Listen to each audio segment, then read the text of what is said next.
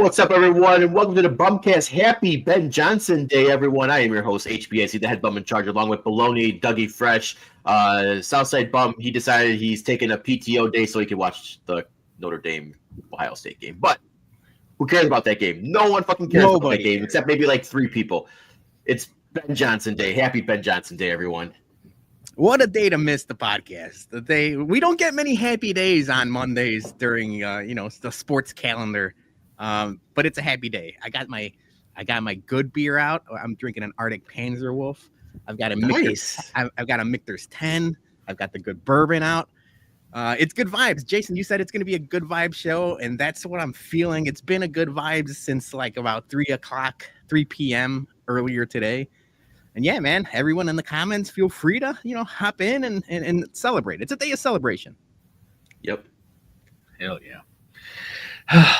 You know what? I had to taper my expectations a little bit earlier today. No. I had wicked flashbacks of the whole Otani thing when we started tracking flights and shit. That's so fun, man. Dude, I was just like, oh my God, here we go again. But then it was like, 20 minutes later, we're all happy. So vibes are very high. I mean, yeah, we start with the plane. Now, granted, there's a highly likelihood he was not on that plane, Right. But the timing of it was very conspicuous, right? Because it's taken off from Pontiac, landing in Wheeling, then literally 45 minutes later, he gets announced that he's the Bears coach. So I mean, I don't know. It just seemed like it all lined up. Like he's there, he's in the limo signing paper, or the black SUV signing they didn't sign the contract, but just letting him know. I don't know. That's what I wanted to be like. But yeah, with finally the plane tracker, the hype, the everything, it came true. We finally got our guy.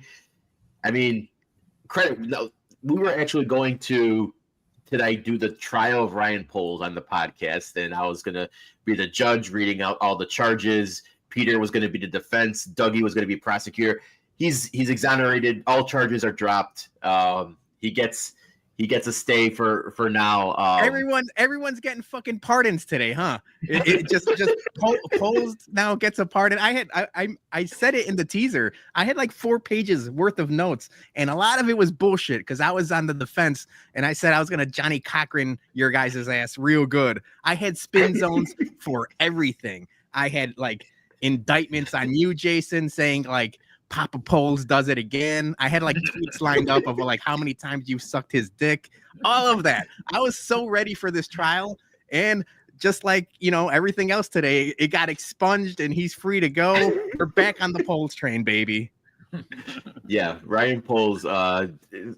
Actually, this is great because there was a lot of talk, and a lot of the media was actually, except for really much Adam Schefter, was saying that it was going to be heavy Raiders. There was that picture later last week of Tom Brady on the field talking with Ben Johnson, and it was collusion.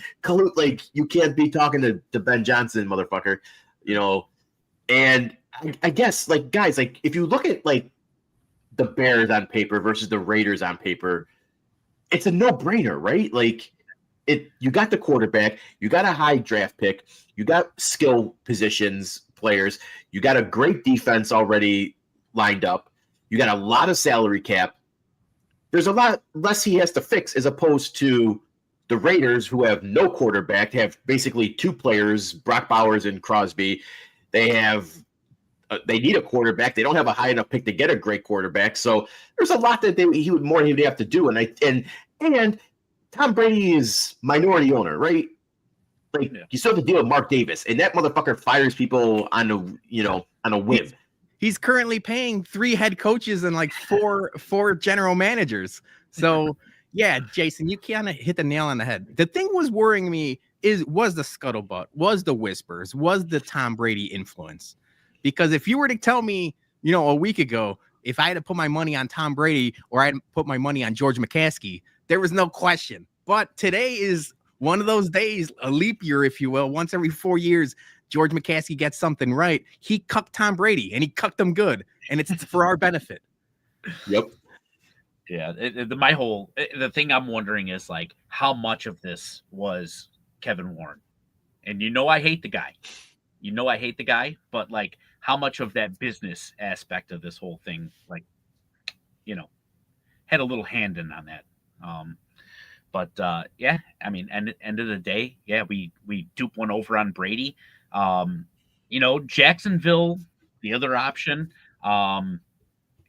You just got an owner that's throwing money at anything. I mean, he's got a son that's running a wrestling business in Our close personal friend Tony Khan. Yeah, he's all right. Didn't do shit for me. Didn't come to us when I needed him. No, but you're right. Jacksonville was an intriguing option if you were to believe that Trevor Lawrence is the guy. And, the Khans, while just as inept as the McCaskies, at least they throw money at their problems. I mean, they haven't solved any of their problems, but they'll throw money at them. So if you thought maybe Ben Johnson would be intrigued with that, and the other thing was to leave the NFC North, because the NFC North is competitive. The AFC North and the NFC North are two most competitive divisions of football. And there's a thought, maybe he wants to go, to Jacksonville, where it might be a little bit easier. But at the end of the day, man, I think the biggest thing, and we'll get into it in a little bit, Caleb Williams. Caleb Williams was the difference. And Ben Johnson kind of putting that out to, that he wants to be with like a, grade 1 quarterback. I'm in. I'm like, if you had doubts on Caleb Williams, which we didn't, but people did, Ben Johnson wanting to come here should quell all of those doubts, because immediately, everyone else in the NFC North is going to be like, oh shit. Well, like Caleb Williams threw 6 interceptions last season, right? Jared Goff threw 3 Saturday. So, if you got a quarterback who, granted, we nicked him on his decision making and getting the ball out, getting on the ball, hold on the ball too long, but he wasn't throwing picks. He wasn't trying to play hero ball a lot, and if Ben Johnson can just teach him to get those progressions, maybe better footwork, do better scheming for his strengths, as opposed to what Shane Waldron was doing, and then Thomas Brown running, Shane Waldron's offense, that it's good. We're going to have a quarterback that finally is going to live up to his potential and his strengths. And I think that's one of the reasons why Ben Johnson is so entrusting with Caleb. Plus, he already knows the NFC North. He goes to the Raiders. He's got to go through Mahomes. He's got to go through Harbaugh now.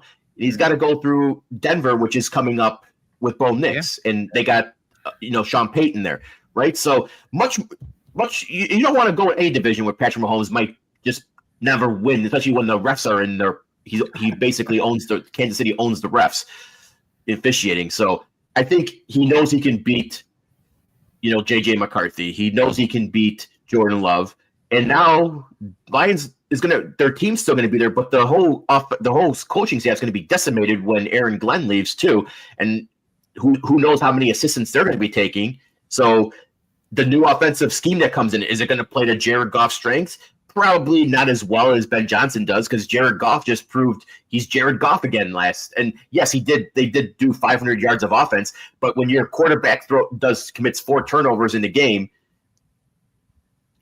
can't really blame him for that one. Yeah, ball possession. We've seen it all playoffs long. We're going to talk about the playoffs later on today, but if you lose, if you're giving the other team extra possessions, that's a recipe to lose the game. I mean, people were going crazy about the trick plays or the decision to do a couple of those things, but that's always been Detroit. That's always been, Dan Campbell, and that's always been Ben Johnson. You're going to have to live with them going for it on 4th and 1. You're going to have to live with, them going for it or like more 2-point conversions, the analytics of things. I'm going to tell you right now, there's going to be some old school Chicago meatheads that are going to get their brains broken by the way, Ben Johnson chooses to do things, whether it's the trick plays or the going for it on 4th down or refusing the punt or even refusing to kick field goals. There's going to be some old school meatheads that are not going to like, some of the decision making, but he's an analytics guy. And if you want that high powered offense, you want like, that cutting edge, offense, You're going to have to live with that. You're going to have to learn to love it.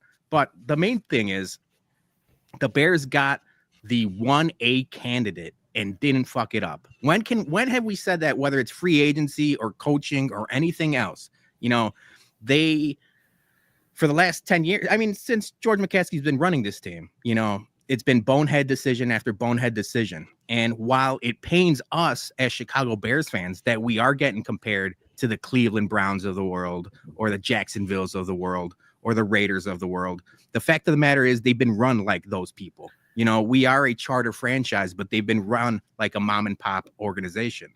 This is something different, man. They said they wanted Ben Johnson. They're paying him the money to get Ben Johnson. They didn't overthink it, even though people were complaining about about the 20 different interviews and the laundry list, the Chris Jericho list of coaches, basically.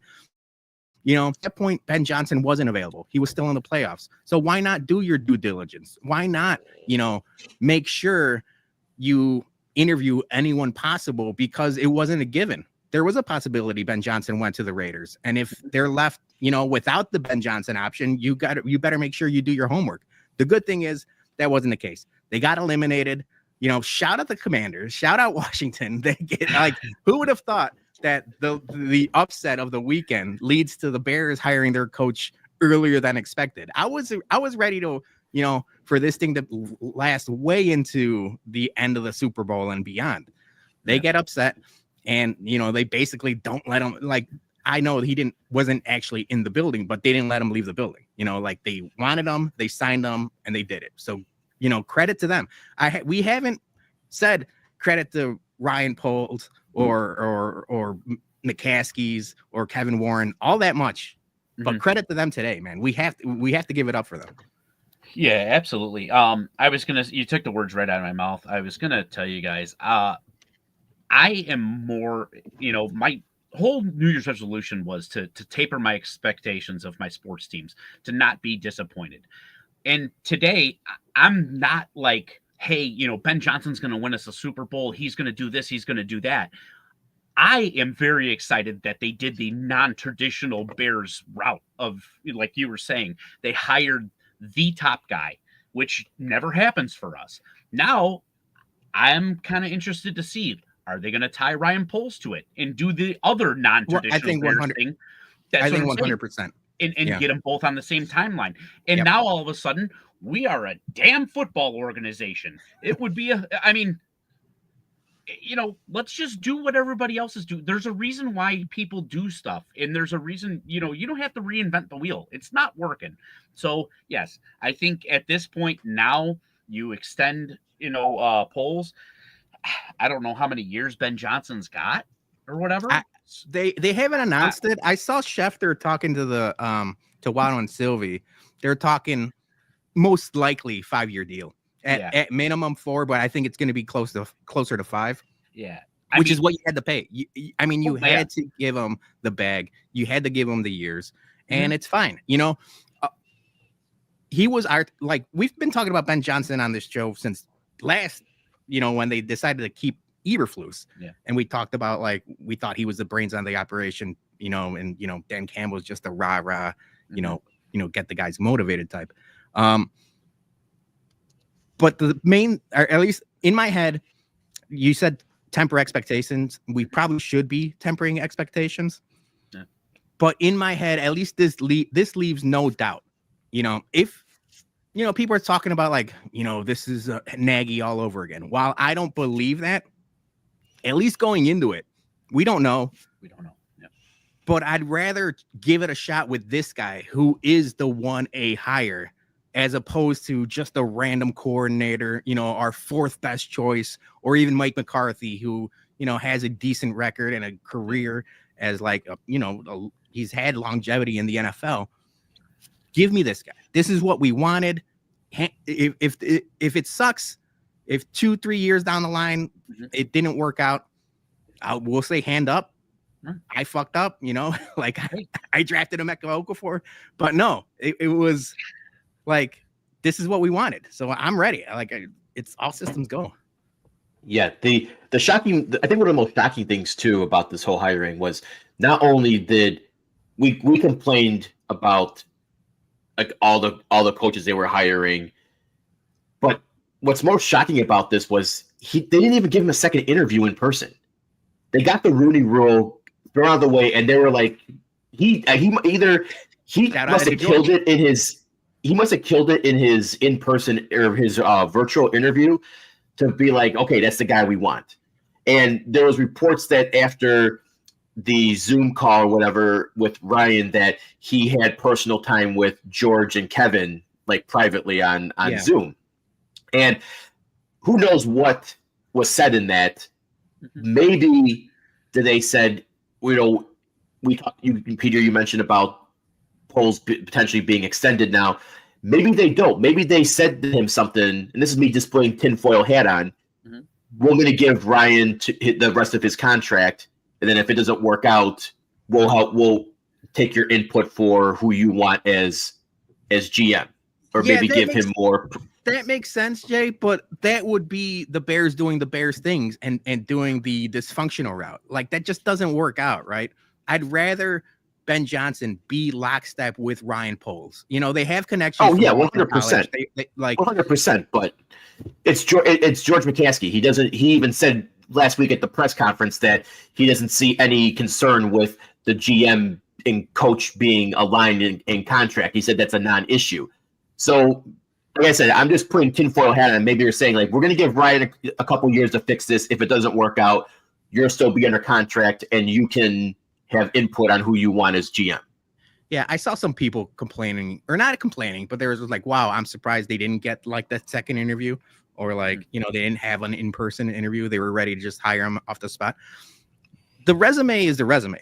You know, the interview was the 2 times you play each other like in the season, and everything else he's done in the 3 years in Detroit. They're very familiar with each other.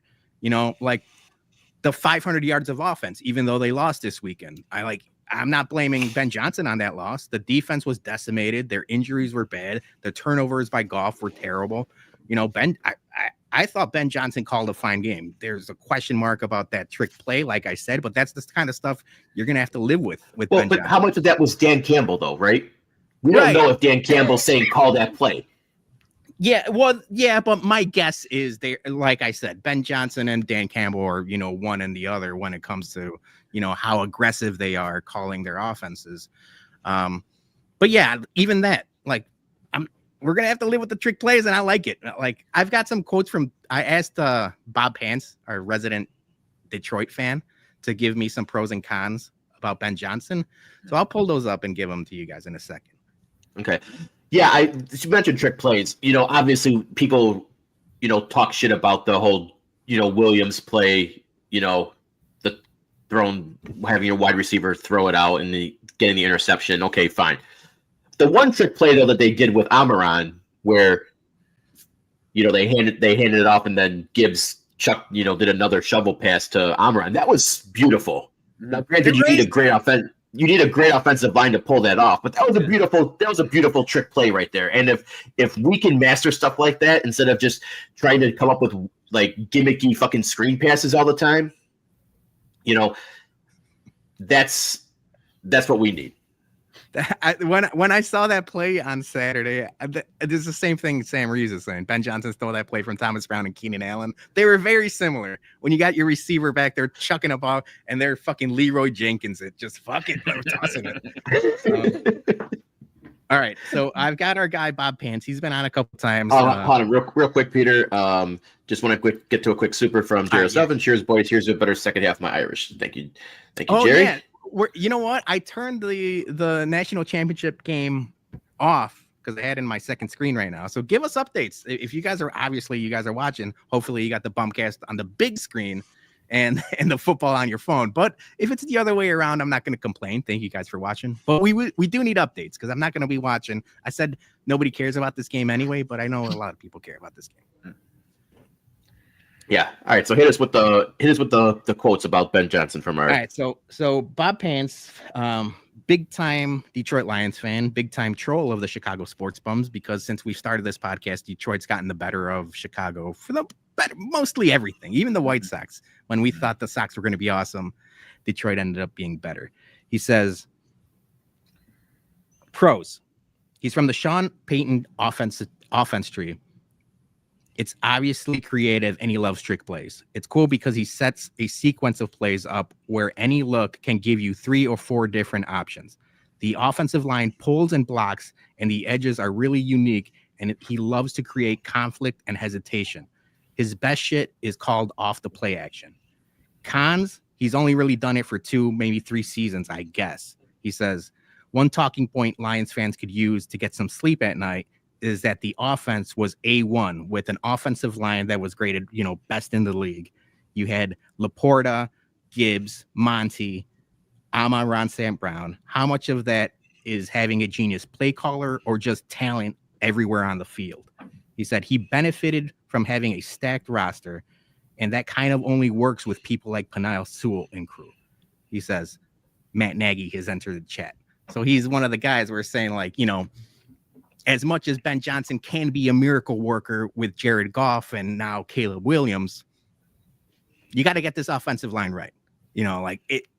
But I have a feeling him and Poles now, that's got to be one of the talking points, especially like early on in your interview process. He's already a better scout of offensive linemen than Ryan Poles is, who was a fucking former offensive lineman. So, when it comes to offensive linemen, just take Ben Johnson's opinion. Like, who you like this guy? Yes. All right. I'm drafting him. I'm going to pay him. Like I said, we talked last week. Bears are like 5th, 6th, I think, in salary cap for next year. We're going to have almost $70 million in cap space.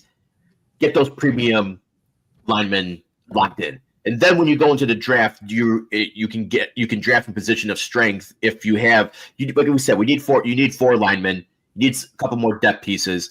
But if you can lock up 2 or maybe 3 from the offensive and the defensive side, and then you can go into the draft having those 3 high-end picks, number 10, and then the 2 top second rounders.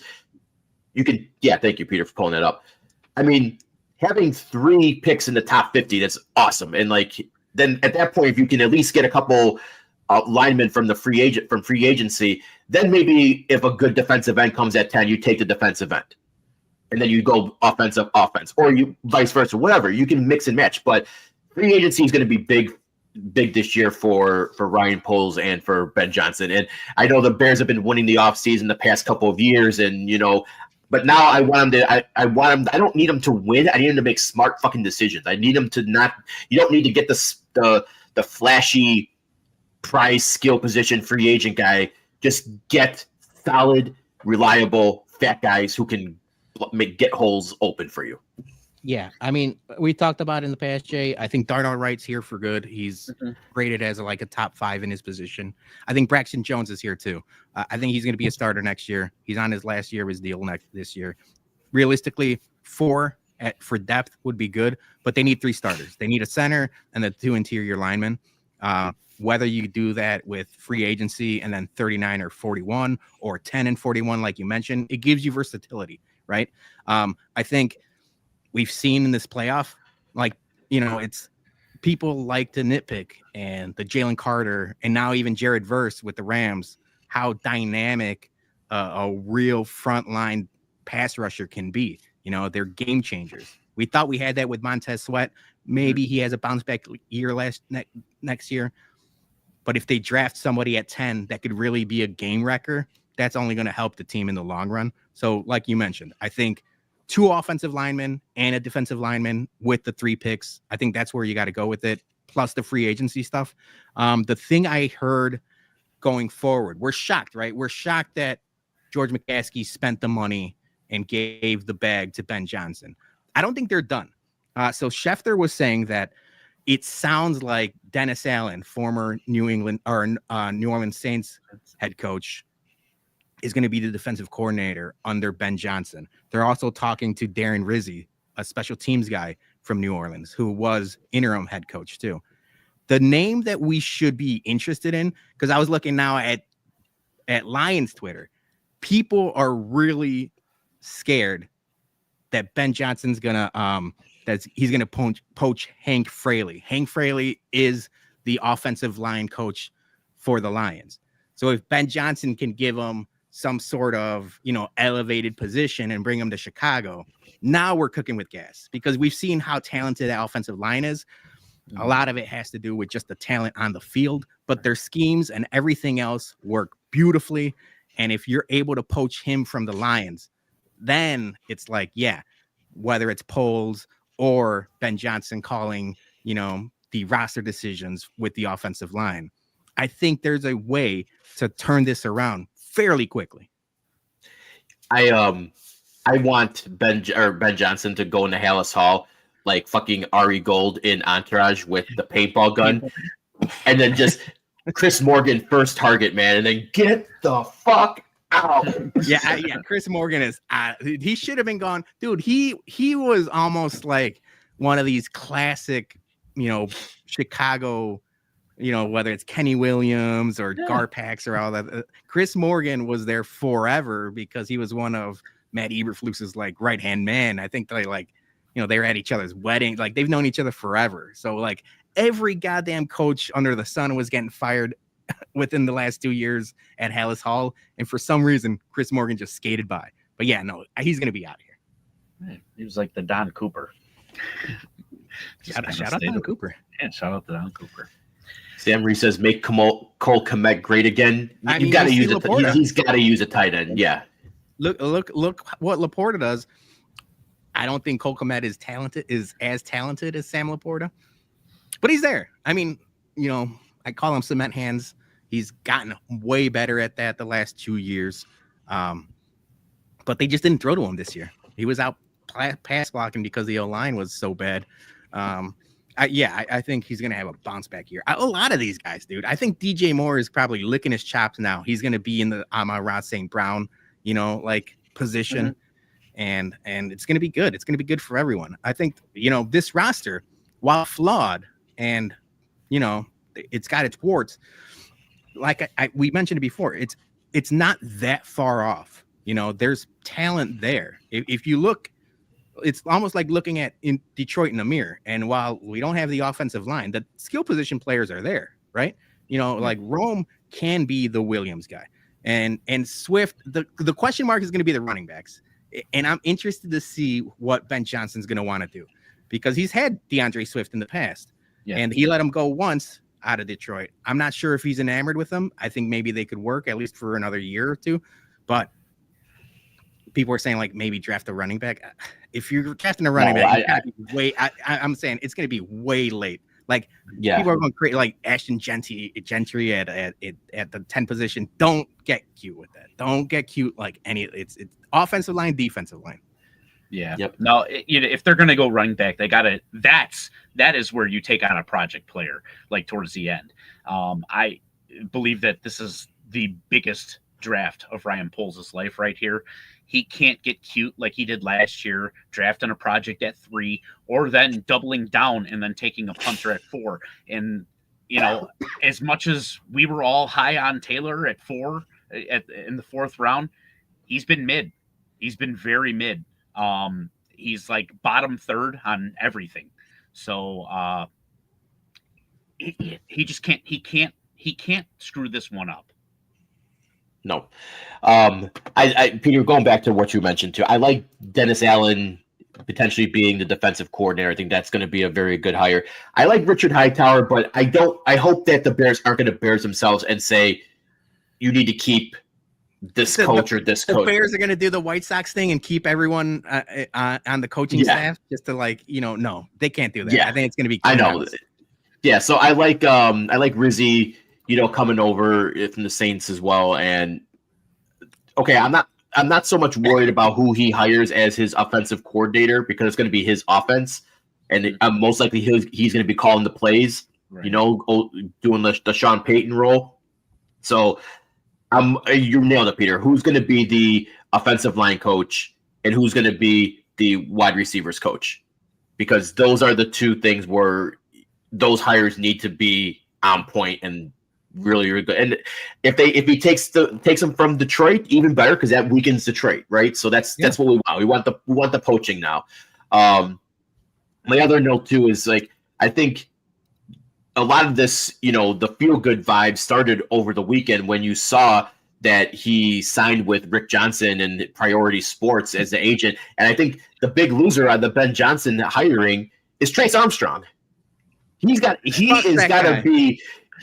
to be so down right now that he has no more pull on any of those coaches in the coaching decision inside Hallis Hall right now, because let's get Rick Smith to just come in and, push you just another get the fuck out.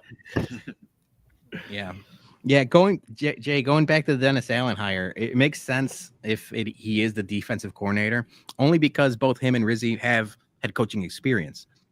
Even though Ben Johnson is coveted as like the offensive genius and like the hot shit in town, you want to surround yourself with guys that have been there before and know what they're doing. And Dennis Allen has been, while not great as a head coach, he has been good as a defensive coordinator, and he can tell him and point him in the right direction, almost as a mentor type. People were talking about the possibility of Ron Rivera. I think that was also something that could have happened just because he's been a head coach before, and you need somebody there with experience. But yeah, if it does end up being Dennis Allen, I think it's a good move. Yeah. Okay, so it was reported that his contract, we don't know the years, but it sounds like 13 million per year, but we're assuming maybe it's going to be probably 5, maybe 6. This is from Pro Football Talk, that this would make him the 7th highest paid head coach in the NFL. And I love that he is going to be getting more money than John Harbaugh. I mean, I wish it was. Yeah, I think so. I mean, it would have been funny if Kevin Warren just paid him more than Jim Harbaugh just to fucking spite. That makes more sense. It's we talked about it at the beginning of the show. We were going to do the trial of Ryan Poles, and a lot of my defense was going to be not necessarily Ryan Poles doing the bidding, but Kevin Warren doing Kevin Warren things. And the main thing was, obviously, we talk about ad nauseum, but him and Harbaugh have had their beefs going back to the Big Ten Michigan days. So if you think Kevin Warren is being petty, Jay, and giving him the extra milli just to be that, I don't think that's happening. I don't think that's necessarily what's going on here, but it is funny. It's like, I'm going to pay this guy more than Harbaugh. I mean, I do like that he's going to be making more than Dan Campbell. That's a little. Wait, hold on a second. I'm just realizing now we're talking about Jim Harbaugh, not John Harbaugh. Yeah, that's why I said it would have been funny if he paid him more than Jim Harbaugh. Oh, that would have been crazy, dude. Yeah, no. Going back and looking at this, being top 3 paid head coaches, I don't think that was prudent. But I was just saying that I like that he gave him a little bit more than Dan Campbell's making, just so it's like, hey, he's underneath the underneath the wing or whatever, and now he's above him. So I kind of dug that. But this top paid coach. This is an elite list right here of all the head coaches. So let's hope that he is actually is going to be lived up to the hype. Like you, Peter, a lot of people were saying too as well that this is giving people Matt Nagy 2.0 vibes and everything, and I don't see that because even when Matt Nagy got hired, there was a lot of Bears fans were like it's Mahomes. Mahomes is running the offense, and Reed. And Reed too. And you remember the last game that Matt Nagy had before they hired the Bears was in the playoff game where he actually took over the play calling duties, and Kansas City played one of the worst offensive games that they've ever had. So that's what right there gave me a lot of red flags for that. I don't get those same vibes from Detroit and from Ben Johnson because they're still putting up a shit ton more points and yards per game. And when you're putting up 33 points per game, I can't hate on that. Yeah, no, I think it really is apples and oranges. Like you mentioned, Matt Nagy was, coaching, but it was really Andy Reid pulling the strings. And while, Dan Campbell was the head coach, this was Ben Johnson's baby. The offense was Ben Johnson's baby. He's been calling plays for the last 3 years, and all 3 years, their offense has been top 5 in the NFL, number 1 this year, by any metric, points, yards, everything else. If I am worried in regard, the one thing, like, obviously we wanted Ben Johnson. I've been, barking up that tree the whole time. The thing that does worry me is expectations, because Chicago fans are, we're not patient anymore. And rightfully so, we shouldn't be patient, right? Mm-hmm. We've been waiting long enough for a good franchise, but this isn't going to happen overnight. Like I mentioned, the offensive line, installing an offense takes more than 4 preseason games. And while Shaden Waldron was an idiot, we all got excited to beat those when the Bears were 4-0 in the preseason, and you win your first game, and here we go, and all is right in the world. It takes time for an offense to gel. It takes time for an offensive line to gel, and everything else. So while we do expect Caleb Williams to take a step up this year, being his second year, from everything I read, Ben Johnson he's an alpha. Like he really does. I guess people in Detroit were saying, like, he gets after people. He yells at people. He expects things to be done his way, which is what we need, right? This is what we need in Chicago. But he's going to have to coach all of the bad things that Caleb Williams does, which isn't much, but the footwork, the timing, the pre-snap stuff, all of that's going to take time. So I'm not worried that Ben Johnson's not the guy. I am worried that expectations are going to be so high that, like, beginning of the season, like, we just got to be patient, which is crazy. Like I mentioned, we've been patient enough, but it takes time. Yeah.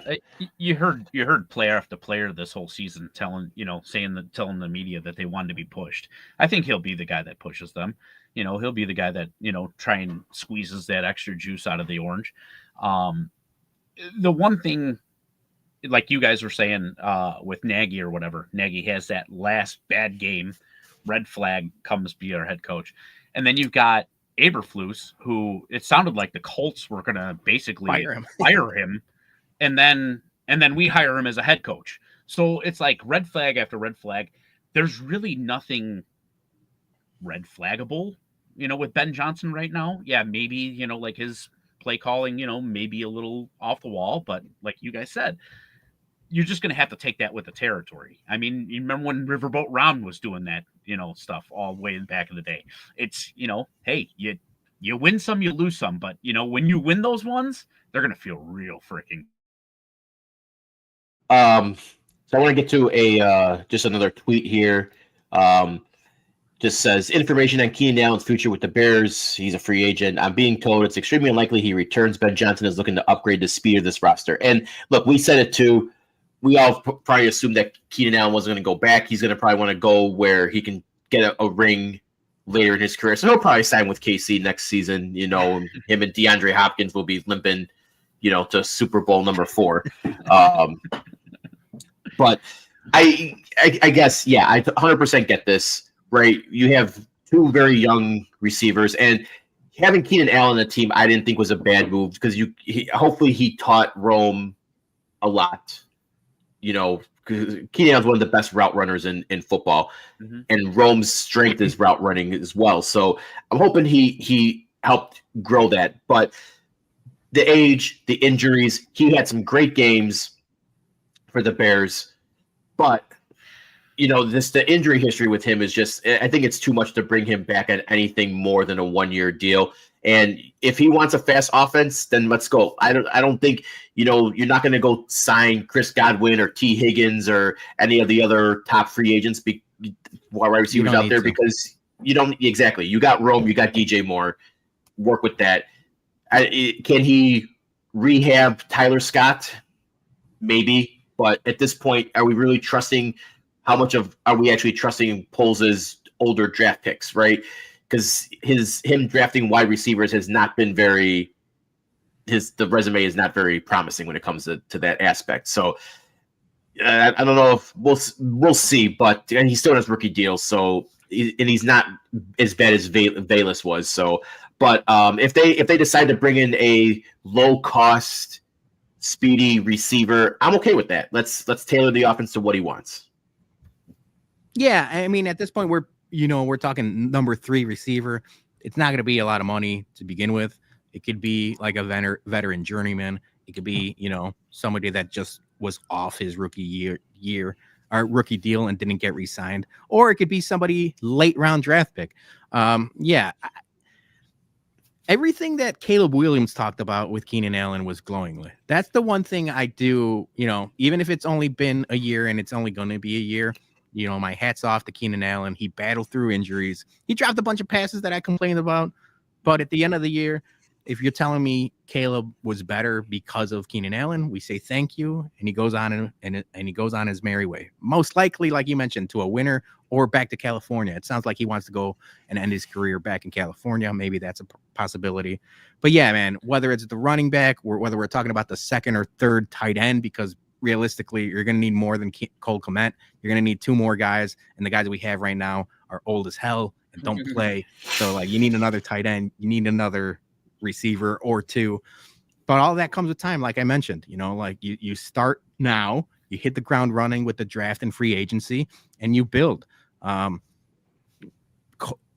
Poles, while he has his flaws in the draft, like you mentioned, Jay, and like mostly, on the offensive side with the receivers and the offensive line, Amagaji and this and that, he still put this roster in a position where you can make some moves and make them better. Like we're not under the Ryan Pace hell of like salary cap hell with like bloated contracts and you can't really make any moves.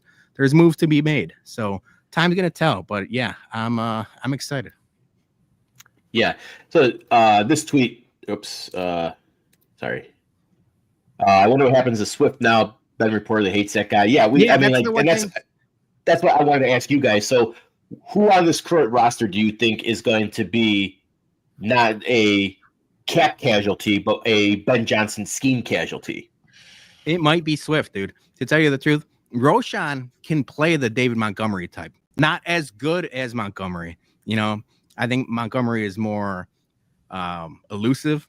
He's more sneakier, and but they're both north-south runners. Roshan Johnson had a good, while only averaging like 3.2 yards a carry. When you asked him to get a 4th and 1, when you asked him to get a goal line, run, he got that. He could be the thunder in the thunder and lightning type of guy. But there is no Jahmyr Gibbs.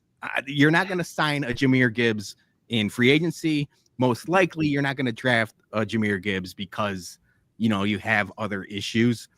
That's where Ben Johnson's going to have to make his money. That's where he's going to have to make his, $13-15 million or whatever, is finding a running back that is explosive. But like I mentioned before, dude, like running backs, you could find diamonds in the rough. You see this all the time. What's the Tampa Bay's running back at the end of the year? Like these guys come out of nowhere and kind of like, prove themselves.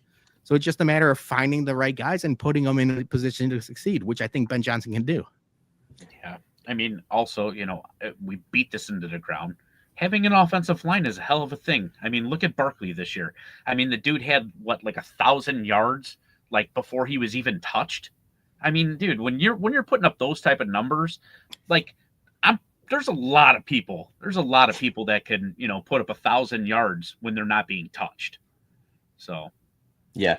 I'm looking up DeAndre Swift's contract right now. So it was a 3-year, $24 million deal.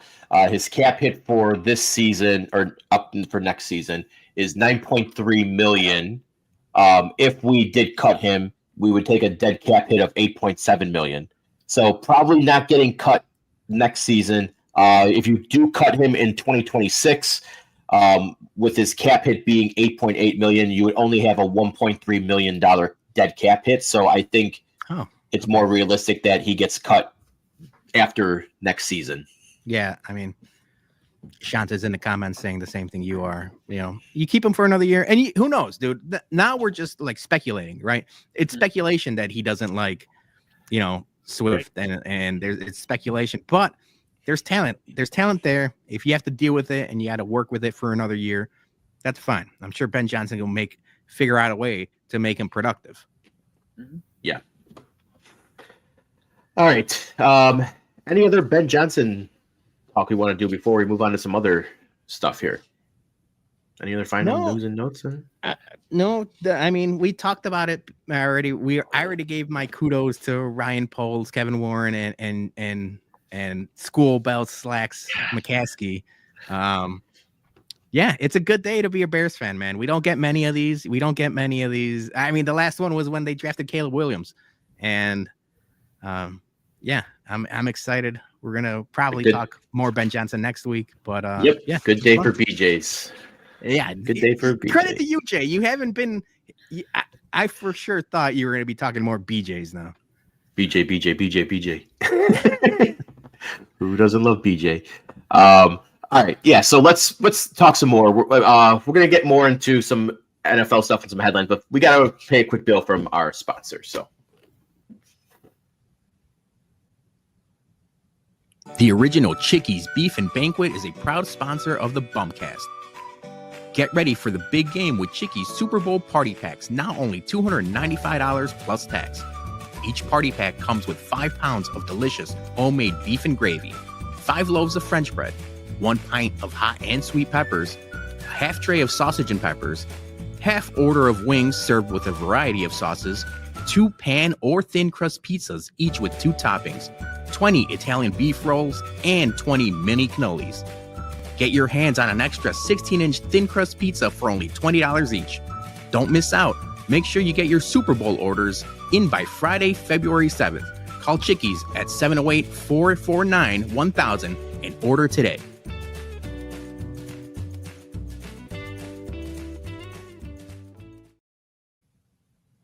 I'm going to say this right now.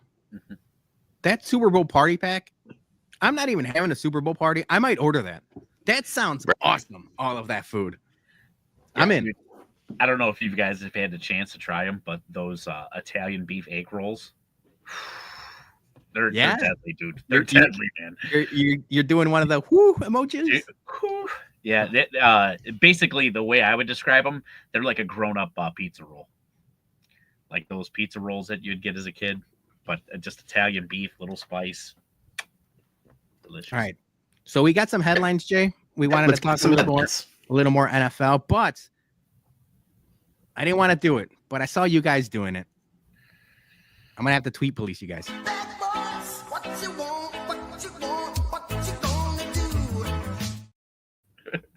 All right. This is an impromptu tweet police. I saw this late last night, man.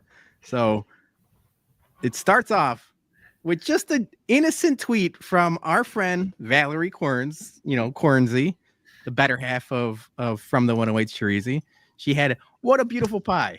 Lou's is perfect for single-digit temps. And she's got a deep dish pizza right there. And I'm like, wow, that's a good-looking pizza. I haven't had Lou Malnati's in probably more than a year. And I'm like, oh, innocent tweet. And then I see you two bozos just arguing back and forth underneath this tweet. Poor Valerie probably got her night ruined by you two guys arguing in the comments. So it started off with uncut, #pro moves. So now I guess we know Dougie's religion. But then Jason comments under Dougie's tweet and says, fuck that. Cut my pizza, you lazy ass. Also, I had this last night. And then, so from there, I want to get your guys' opinion. I didn't clip the whole conversation because it would have been 20 slides long. But you guys go back and forth. And our guy, Jerry O'Sullivan, who's in the comments right now, he chimed in talking about how uncut Lou Malnati's pizza is the way to travel. Like it holds the heat better and different things. And Jason, you're like, no, I'm paying these guys to make a pizza. I want them to cut it. Like I don't want to cut it. So I want to get both of your guys' sides on it. So this is the pizza once again, and then I'll make the screen bigger for you guys to argue. Yeah, I actually ordered deep dish the other day, and I just did a personal deep dish pizza because my wife wasn't feeling it. So I'm like, fuck it, if we're ordering Illuminati's, I gotta get a deep dish. So I got the little personal ones, and it didn't come cut, but I didn't care about that because it was small. and it felt like I was eating like a large pizza made from Market Day back in from Market I was Days. gonna say, I don't think I've ever ordered a personal. I mean, obviously, I'm a fat ass, so even my personal pizza is probably a large. I'll have leftovers. I'll keep it for later or whatever. How big are we talking?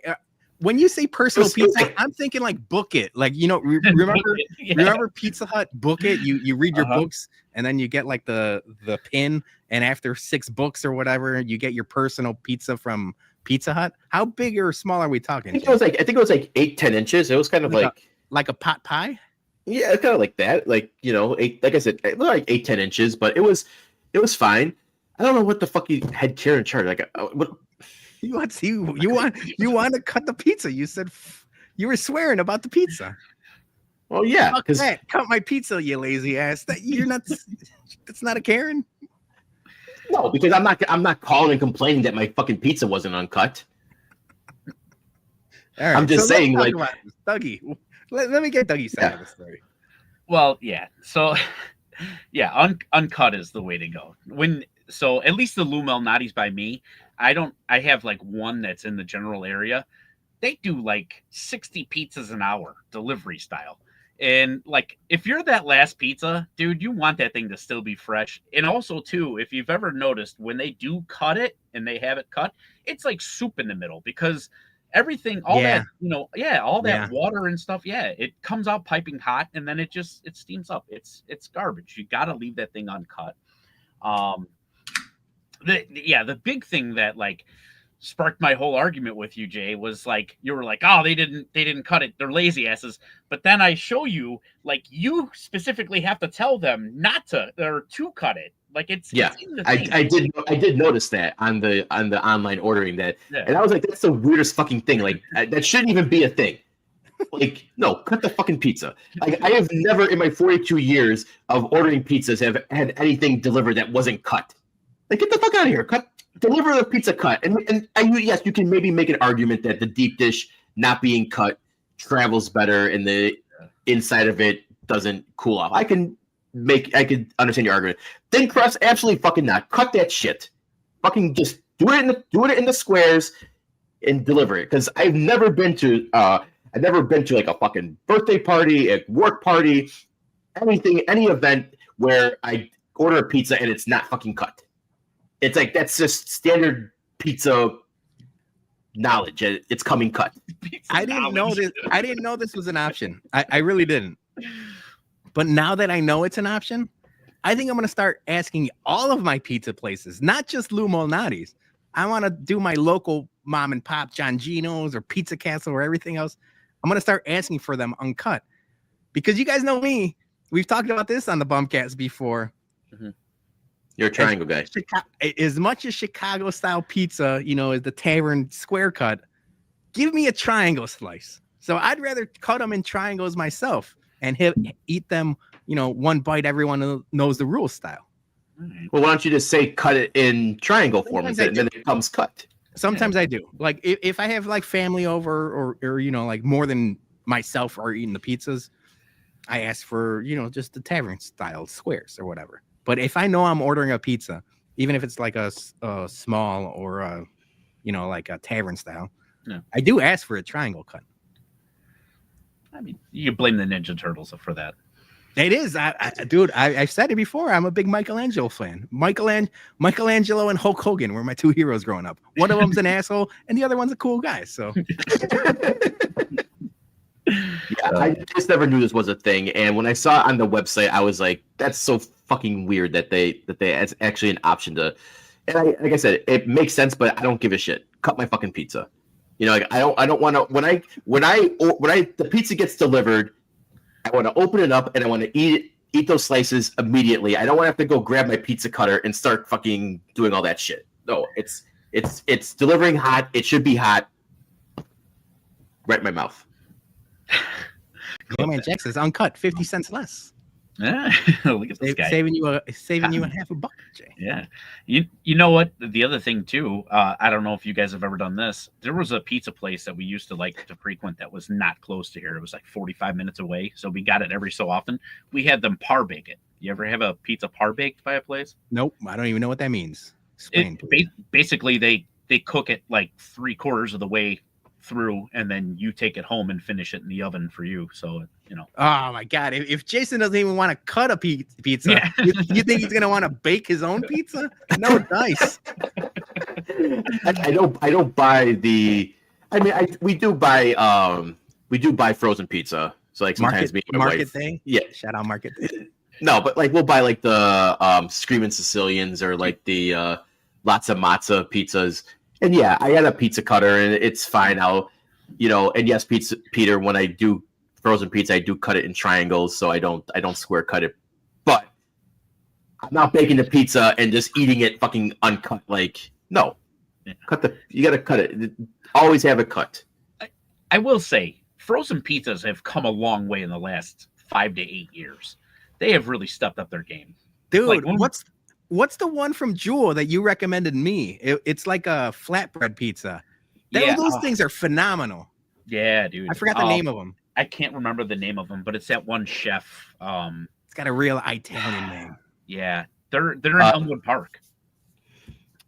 Jack says, "Does Jason toss his own wing?" No, I toss salads. Hey, hello. We're talking about tossing salads, uncut stuff. We're back, baby. You do toss your own wings, though. I've seen you. You've done that. Yeah. I get the. Right. I got the flip game done. So I want to do that tweet police real quick, just because I saw this argument back and forth yesterday. But this transitions to our first headline, and it's something that I guess people are going crazy for. Prince Street Pizza, New York staple, has opened in Chicago, and the lines are a 1 hour to 2 hour wait. It opened Thursday was a soft launch. Friday was the first day that it opened. Julie and I said that we want to go try it, and then we found out it's a 2 hour wait in the freezing cold. I mean, it's like 0 degrees out right now in Chicago. So maybe we wait till summertime or something. But everyone I've seen online has said this is a bad look for Chicagoans, because as soon as a New York style pizza place opens, like everyone's flocking to it. So I wanted to get your guys' thoughts. You guys are the foodies of the group. You want to go first? I mean, who cares? Pizza's pizza. Like, people are gonna order Chicago style, and sometimes we order, like, we go and get the Neapolitan style pizzas and like the wood fired pizzas. I don't care. Pizza's pizza as long as it's good. Yeah, dude, I'm right there with you.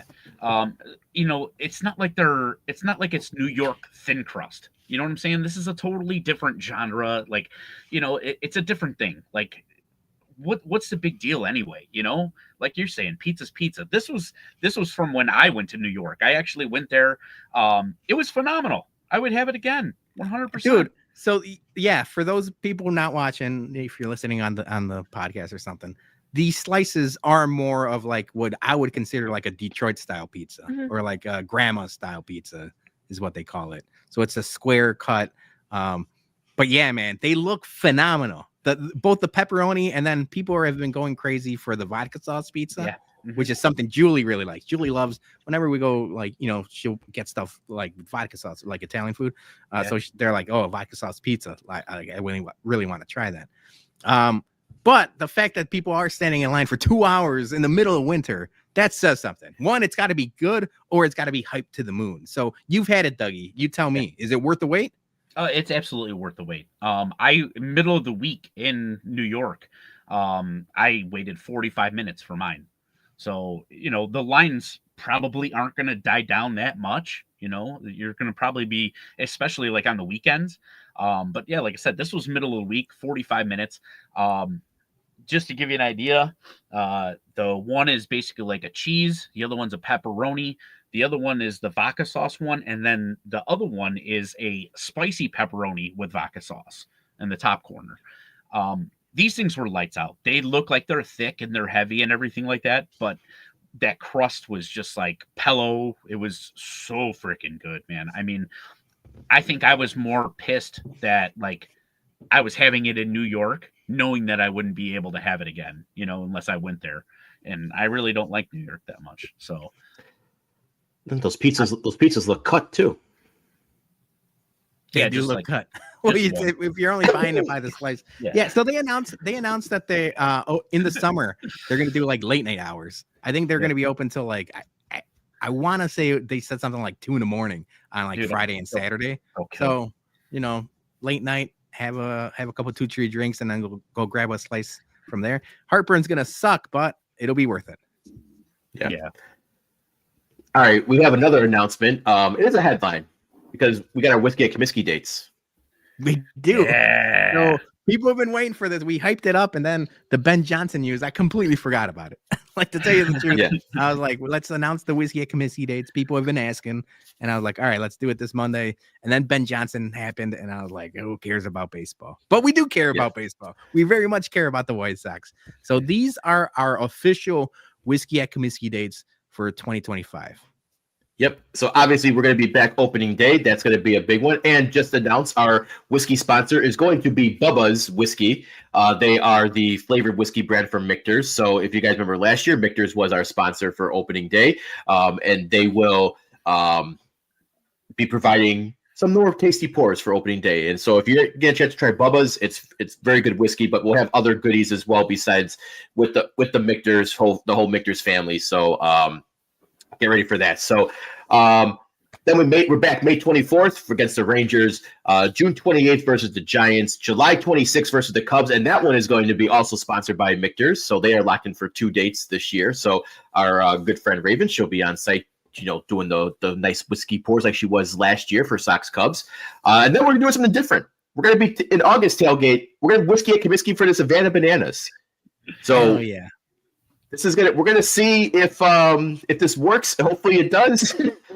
But we're gonna take August's game and we're gonna do Savannah Bananas, and then obviously the end of the season versus the Padres, and most likely we'll be running it back with our friends from the 108, and hopefully Lawrence's again. So that's down the line. But I'm pretty sure we're gonna be gonna be locked in again for end of season. So more announcements for our sponsors, and obviously the food and everything. We're just starting to get everything locked in. So we got some stuff locked in already, but make sure Sox are gonna be bad this year, right? So if you're gonna buy 5 games this year, get those 5 games. We'll call it the bum package. So shout out White Sox marketing if you're listening. DM us. We'll get some co-branding for the bum package, the bum ticket package. But Whiskey at Kamsky is going to be great this year, and I'm expecting another fun time in the lots. My only complaint is the Sox changing their times for the tailgates, and now we're going to have more 3 p.m. games instead of 6 p.m. games. Our guy Sidney Brown, spoiler alert for Bums and MVBs, he mentioned that in his Bums and MVBs. The White Sox are changing the start times to a lot of games, not just like early season or like sometimes for the Cubs Sox, they used to not want to do it, 6:10 because of fights and different things. But we've got 2 6:10 games, but everything else, it's 3:10 starts all weekends long. And Jason, you hit me up and they're like, oh man, there's a lot of 3:10s. Is there any, like, I was like, well, maybe we switch them to 6:10 starts. There's not a lot of weekend 6:10 starts to begin with. So that's not until Sox Cubs. Yeah. So that's just the way it went. Yeah. So we're sorry that if you we're doing Whiskey at Kamsky, and maybe drinking whiskey at noon might not be the best idea, but who cares? We'll put on the big boy drinking pants and just enjoy yourself. Yeah, that we're gonna we've talked about it, so maybe spoiler, maybe not spoiler, but we're thinking about doing maybe a couple of batch drinks, especially on like early start times. Maybe we do a couple batch drinks for people. But yeah, dude, we'll make the most of it. Like 3:10, 6:10, 12 o'clock start. Who cares? We're gonna have fun. We're gonna be out there. It'll be fun. The thing that people gotta remember, you just gotta start normalizing thinking. Just think of Whiskey as Kamsky like 6 holidays a year. And you know what? You don't care what time you drink on a holiday. You can start drinking at 9 o'clock in the morning. So that's a great point. Thanksgiving, like a holiday. Yeah. And then It's St. Patrick's Day. It's Thanksgiving. I It's like 4th of that. July. It's Cinco all de the Mayo. Memorial Day. Yeah, it's all those drinking holidays all rolled into one. So, but yeah, opening day is fast approaching, man. We're a little less than 70 days. Yeah, I think it's like what was 63 days away. It was something like that? 69 days on Friday. Nice. Yeah. So Okay. yes, we're getting there.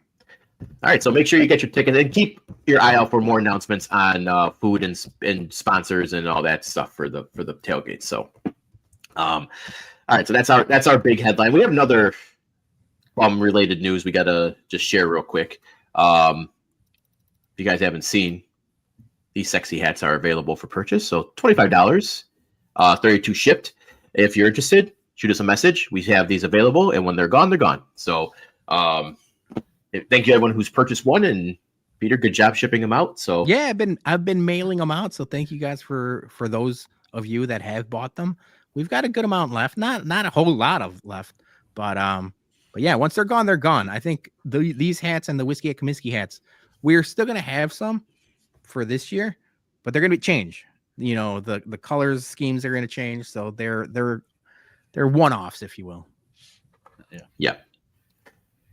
All right. What else we got? We got another contest going too. You tell me. I do. Okay, so guys, we have a contest going on right now. We don't have a slide for it, but right now, if you buy any of our Bourbon Bums branded merch, you get entered into a raffle to win a bottle of E.H. Taylor or Blanton's, your choice. Plus, I'm going to throw in a nice little mystery bottle from my own collection. So that's more shirts, more entries. 2 shirts, 2 entries. 3 shirts, 3 entries. But if you go to our Bourbon Bum sponsor, Green Valley Wine and Spirits in Bolingbrook, and you buy one of our Bourbon Bum store picks, you get and you show me a copy of the receipt dated, 5 entries automatically into the contest. So the more you spend, the more your chance you have to win. So yes, purchase is necessary. Yeah. But also that hat too. You buy a hat, you get an entry as well. Buy a hat, get an entry into the raffle. So until the end of February, and then all of our Bourbon Bum store picks are 10% off until the end of the month. So head down to Green Valley for if you just want to try them or you need to re-up, we got you. But a lot of good stuff we're giving away this until the end of February. So thanks everyone who's supported. Oh yeah. Ooh, Jerry Right. O'Sullivan saying, I'm game for a Bum St. Patrick's Day happy hour if you're interested. Sign us up. I'm in for that. We'll make that work for sure. Yep. All right. I got a little nonsense for you guys here before we get to some bums here. I saw on Twitter that you can go to someone's profile and you can grok whatever Twitter's AI. You can grok someone's profile. Explain to me what Grock is, because I don't know what the hell. I see it all the time when I'm on Twitter, but I ain't clicking on that shit. It feels like a scam. It might be, but one of the things you can do is when you go to someone's profile, you can click the little Grock AI button, and it gives you a little synopsis of their profile. So I decided to synopsis all of the bums. Oh shit! And, all right. And this is time out. I want to get ahead of things. I'm gonna get ahead of things now, because I've been very vocal about how much of a bum Eli is. So I have a feeling my Grock is going to be skewed real bad, because I put him in my tournament of bums. I've been talking about how much of a bozo he is. So preface this by saying I probably got spin zone. I probably got skewered on this thing. All right. Well, they're actually, some of these are actually pretty funny. So let's start here. For Dougie first, you're up first. I'm going to read these out here. Douglas is a self-proclaimed stepdaddy of Chicago Cubs Twitter, deeply involved in local sports scene, particularly with a passion for hockey, as seen with his excitement for Blackhawks games and his disdain for certain players like Corey Perry. He also is a part of the Chicago Sports Bums, indicating his active role in sports commentary and community engagement. His posts reveal a love for beer, with mentions of enjoying specific brews, and planning more beer-related content for his channel. Douglas has been sharing his culinary adventures, from a new ravioli recipe to a carrot apple detox juice, while also engaging in playful banter with friends. And his quote is, "Fuck Corey Perry." I love that. Dude, I'm not going to lie. I almost cracked a tear, dude. That was so perfect. That is a beautiful synopsis. This is basically your resume, Dougie. Wow, man. Put a cover sheet on this thing. That's your resume. Yeah. And I mean, just the fuck Corey Perry. I mean, they understand my deep hate for this guy. I love it. Wow. All right, next up is Peter Fonseca. Is a Chicago sports enthusiast deeply involved with White Sox and Bears who humorously aims to transform Chicago sports bums into sports jackass in 2025, showcasing his love for creating engaging, albeit chaotic sports content. He's a bourbon lover and host of BumCast, indicating his passion for both sports and entertainment. His posts reveal a strong belief in the power of community and humor in sports fandom, often rallying for fan interaction through polls and memes. He has been sharing his weekend vibes, sports loyalty, and wrestling commentary on Netflix. Peter Fonseca is celebrated for his engaging presence, with Matt Crawford voting him in the 108 and Little Tina wishing him a happy birthday, while Turkey Fonseca humorously notes his love for ice cream. Okay. And your quote Also is, accurate. "My goal is to get a picture with Southside Bum, Andrew Vaughn, myself, and Noah Schultz to recreate this emoji." This is true. I want to. This is, Sax Fest is coming up this weekend. My goal is to do the four cellular bars with me, Johnny, Andrew Vaughn, and Noah Schultz. I like that. That's pretty good. The last paragraph went a little astray there. Yeah. Shout out Matt Crawford and Little Tina. So, yeah, somebody wished him happy birthday.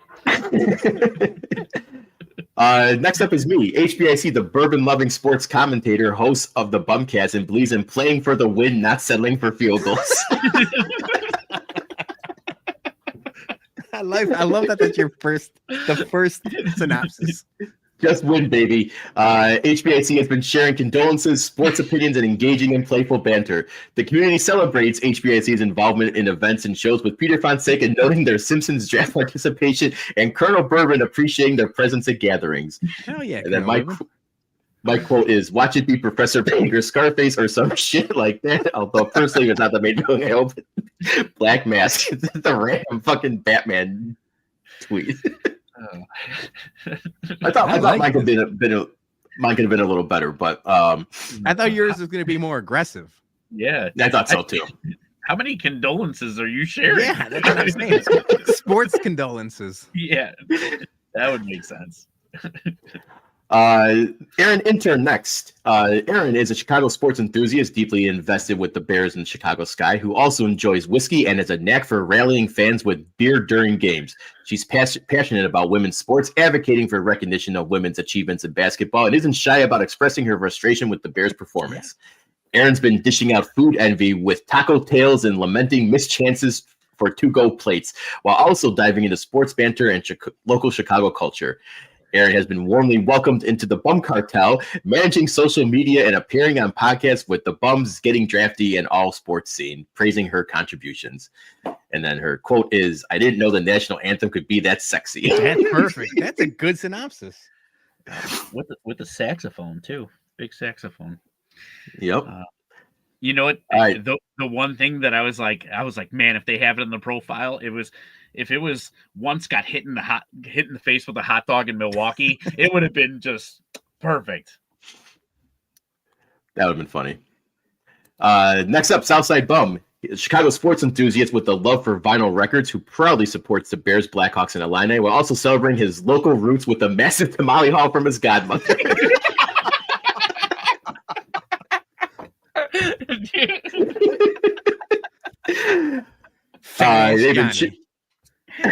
They've been cheering for Penn State, debating football strategies, and celebrating a thrilling basketball game. Johnny's been celebrated for his music video debut. Okay. Johnny's got a music video. Podcast appearances, community events with Joey P, Getting Drafty, and Bums giving shout-outs. His quote is, "I still call it Kamsky." That's on brand. I want to hear about this tamale haul. Yeah, I know. Massive tamale haul. Massive tamale haul. Damn. He's been holding out on me. I got to talk to my tia. He's getting more tamales than I am. Next up, Joey P. The voice behind the original Mr. Joey P. is a passionate Chicago sports fan, deeply invested in the Bears, Bulls, and Blackhawks, advocating for players like Justin Fields and celebrating local victories with fervor. He's also a wrestling enthusiast, showing excitement for WWE events and personalities like Kenny Omega. Joey's been sharing condolences, celebrating birthdays, and hyping up wrestling and sports events. And his quote is, Michael Cole didn't have to throw strays at Chicago Blackhawks on WWE Monday Night Raw.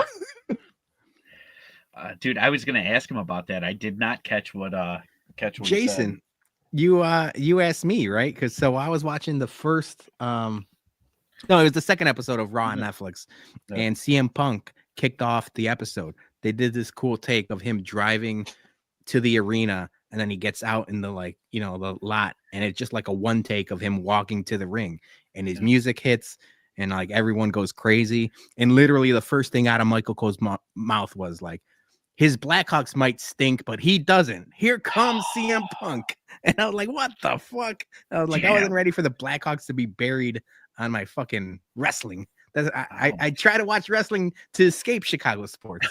And then it's like the first thing out of Michael Cole's mouth is him burying the Blackhawks. Ouch. All right, next up is Turkey Fonseca. This one's funny. Turkey is a diehard Pittsburgh Steelers fan who's passionate about the team's performance, especially during playoff seasons, and isn't shy about expressing frustration over game strategies and player decisions. She's also involved in podcasting, sharing unique Steelers-themed merchandise, and has a humorous side, contemplating cleaning her garage in a fit of game-induced rage.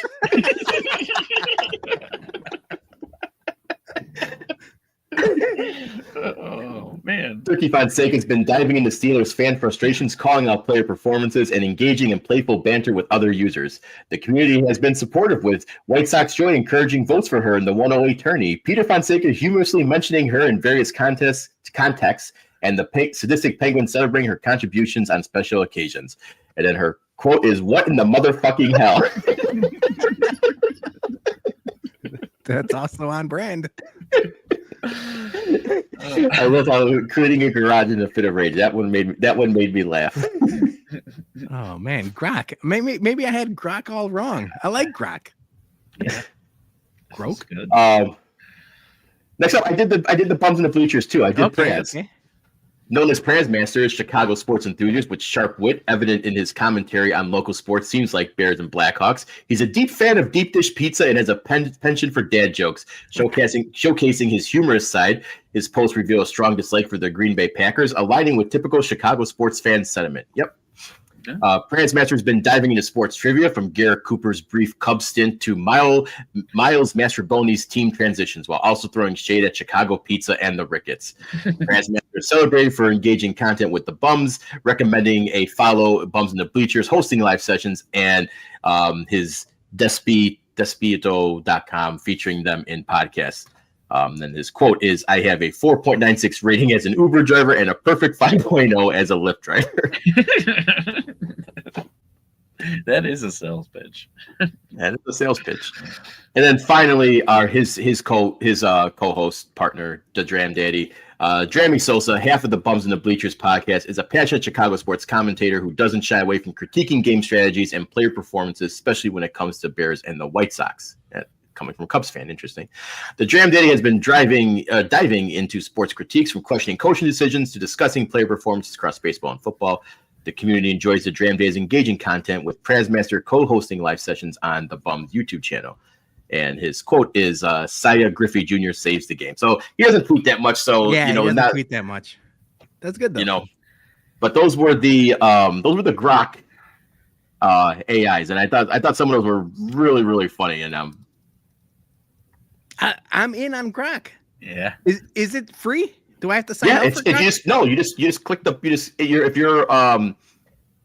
you have like the check mark. I don't know if you check mark. I got that.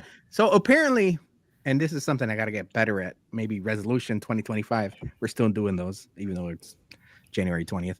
My subscriptions are off. Like, I think I'm paying for Hulu twice, and Twitter.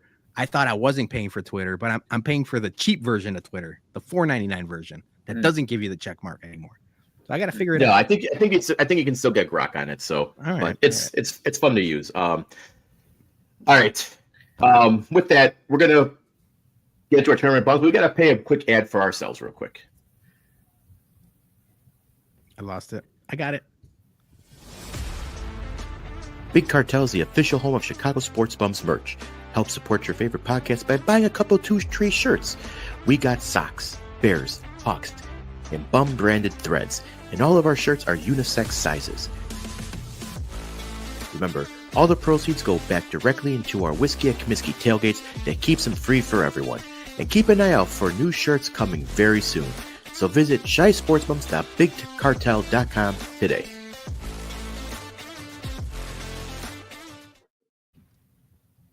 All right, so Alrighty. I missed this comment earlier, but a new viewer that said, Lions fan here. How does it feel, guys? I'm not starting to start anything. Just want to hear your thoughts. We talked about it first hour of the show, Lone Wolf, so appreciate you watching. Maybe go back and watch those. But we're very happy. We're very happy Ben Johnson was our 1A guy, and we're very happy he's no longer with the Lions. We hope you stink forever. He just said he's not trying to start anything, and there you go. Starting stuff. I'm He sorry. kept in peace. The Keep in Arctic peace. Panzer Wolves are getting to me. That's true. 9%. All right, we're gonna quick update for our tournament of bums. We are into the Elite Eight. I just want to go over real quick the matchups. We had Cancer easily defeating Mosquitoes. That was a squash. And CHSN took out Ticketmaster. So now we get Cancer versus CHSN in the Elite Eight matchup for my bracket. So crowning a bracket winner starting tomorrow. Nobody's beating that one seed, by the way. No one's beating that one seed. Yeah.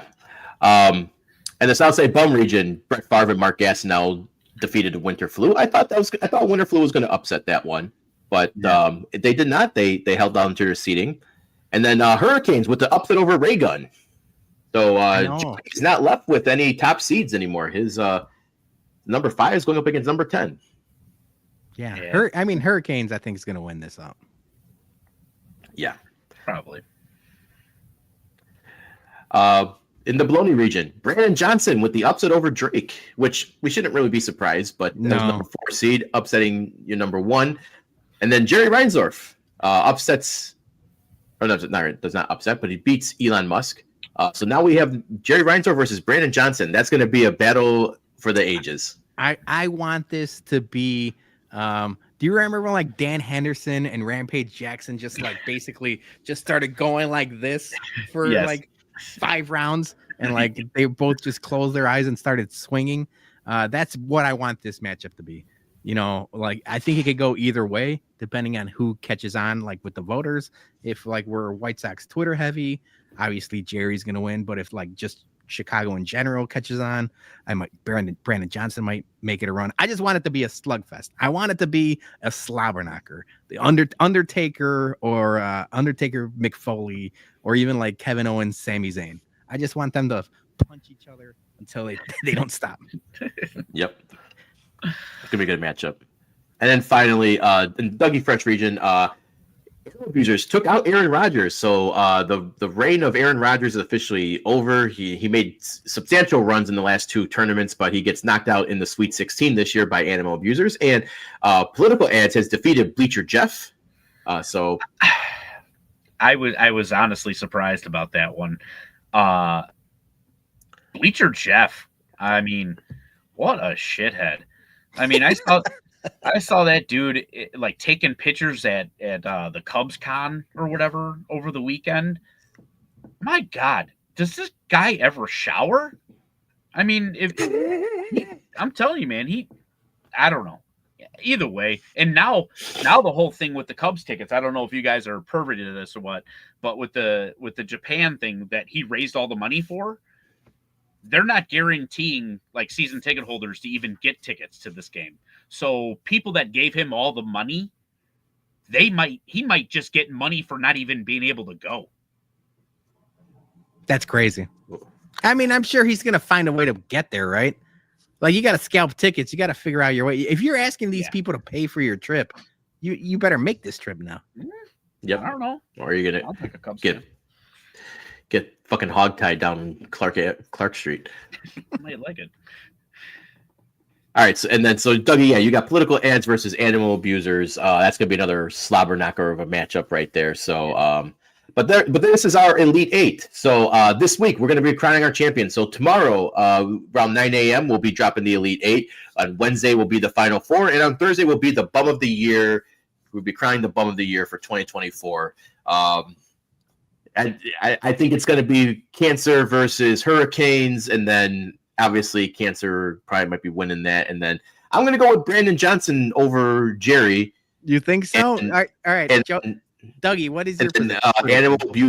animal abusers over political ads, and then I'm going to say it's going to be Brandon Johnson versus Cancer. Dougie, what do you got?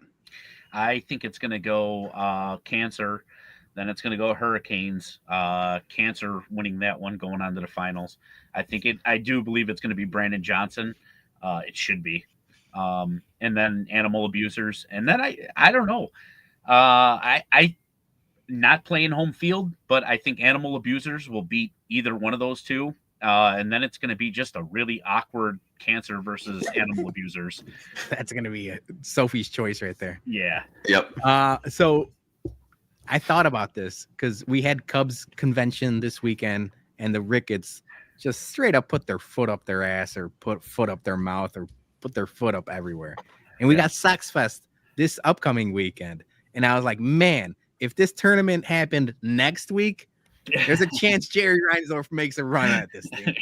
But I think it's a week too soon. I really thought like maybe this is the last year, and we've talked about it, right? Maybe we retire Aaron Rodgers and Jerry Reinsdorf. I think this is his last hurrah. This is going to be his last run. Let's hope. I'm stumping hard for Jerry Reinsdorf versus Cancer, and just to have that feather in his cap, there's like, you're worse than Cancer, motherfucker. So, I'm rooting for Jerry, but I think Cancer's gonna win. Yep. All right, so that's our tournament. Keep an eye out for the polls starting tomorrow morning. And with that, I had to bump some people. I think he's a bum. I think he's an absolute bum. You call me a bum? My man, I take that with pride, with honor, that I'm a bum. I'm the king of the bums, baby! Because you're training like a damn bum, you know that? Bum. A bum. All right, let's get to our listener bums and MVBs. First up is Jerry O'Sullivan, bum of the week. The flu for ravaging through my house all week. Yeah, the flu has been going around. Peter, you had it. You were fucking just Bad. Still bent got out of shape. Yep. MVB, let's go Irish. Yeah, not so much. Yeah, what's the score now? I haven't checked, but 31-15. You know what? 31-15, early bum of the week, Johnny. This guy probably could have been on this podcast at halftime. This game's over.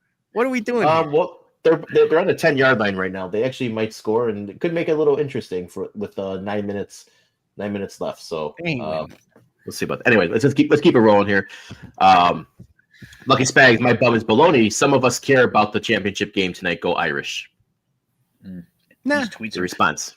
Tweets are aging like milk right now. Taco Glader, bum of the week. Wind chills below -20 degrees. Yes, absolutely. Oh, It has been cold. It has been cold. It's been an easy winter, though. We got to get used to a couple of these cold days. Yep. MVP Peter, shadow mustache, proving yet again that even sparse facial hair makes puberty more bearable. I don't know if that's a bum or an insult, man. Like, or like a MVB or a insult. Jer likes to poke the knee. He likes to poke the bear. He likes to stir the pot, as our friend Gordo says. But I'm gonna take the higher road. Yeah, I haven't shaved in a while. I've been home for like a week and a half. I really haven't had much to do. Yeah, I got a little bit of growth. Maybe I'm gonna shave it. Maybe I'm not. You know what? Maybe I won't shave it because this podcast needs a guy with a mustache. Johnny was selfish enough to shave. Dougie, you said you're never gonna shave. Yeah. And Jason, maybe why don't you grow a mustache? But this brand needs a mustache. So maybe my beard grows in fast. I'm not proud of this wispy little thing, but this brand needs a mustache. We're the Chicago sports bums, Ditka, beer, sausage, all this stuff. If Johnny's not going to be the guy, maybe I'm going to have to take the mantle. Dude, I would love to see Jason with just a mustache. Dude, yeah, Jason, why do you could grow a way better mustache. If I grow a mustache, I'm gonna look like I'm 55 years old. You already do. Who cares? Let's keep it rolling here, guys. All right. So I said I was gonna take the higher road with Jer, but we had our watch party at the Ramova, and he's been making fun of my fake mustache or bad mustache. And I just got this picture of Jerry in his pants. It looks like he's wearing diapers. So shout out Taco Gladiator for having fucking tater tots in your cargo pants and Depends in your pants. fucking Jerry. Oh, that cargo pocket is full, dude. I swear he's got fucking like tater tots in that thing. That's like the shit you see the people walking around at Brookfield Zoo to like throw the animals treats. Jeff Bartlett, bum. That crabby waitress my niece and her friends had at a nearby restaurant on Saturday night. My niece tried to order something off the kids' menu, and the waitress, for some odd reason, told her she couldn't do that. Yeah, bad. I said this. I think he said, if you want to know who the actual bum restaurant is, it's on our Twitter page. I think I said, I was like, air them out, name names. And I think he did. Boneheads and Brewskis. Bum of the week, Patrick Mahomes for doing his best LeBron, a.k.a. Le Flop impression. Yeah, he's getting bad, especially with him not running out of bounds and pulling up and then getting flagged for shit. All right. So I'm going to ask you guys, if Caleb starts doing this and he starts getting the calls, are you guys going to be mad? Yeah, I don't want a flopper. I'd rather him take the hits the hard way as opposed to flopping and getting them. Well, I mean, he's got to play that many years as Patrick Mahomes for me to get sick of it. So yeah, I think he's earned. That's what I'm saying. I think he's earned the calls. It happened with Manning. It happened with Brady. Are they soft? Yes. We didn't get to talk about Neymar to the fire. I don't think that's happening. But Neymar is the biggest flopper in the game. This is just a little bit of soccer and football now, so I don't hate it. Sidney Brown, MVB. The Bears getting Ben Johnson. Yes. Co-bums of the week. The refereeing in the Houston KC game. That was atrocious. And the White Sox for changing their start times for home games this season. Yeah. So that was going to be one of my bums of the week. So I'll just tag it along with there. I don't like it. They're changing the weekdays from 7:10 to 6:40. I got a long drive. That extra half hour sometimes means a lot to me, Yeah. So 6:40 games. Yeah, 6:40 is tough during the week. And you throw it on a Friday too, I'm fucking might as well not go to any Friday game at all. Dude, I've been complaining about I-55 traffic for the better part of a year. In the summertime, it's going to be that much worse. Trying to get to a game at 6:40, I'm going to have to leave my place like 4. No, thank you. Yeah. King S, MVB, good weekend of football and casino winnings. Congratulations. Ooh, yeah, I like that. Always nice to win at the casino.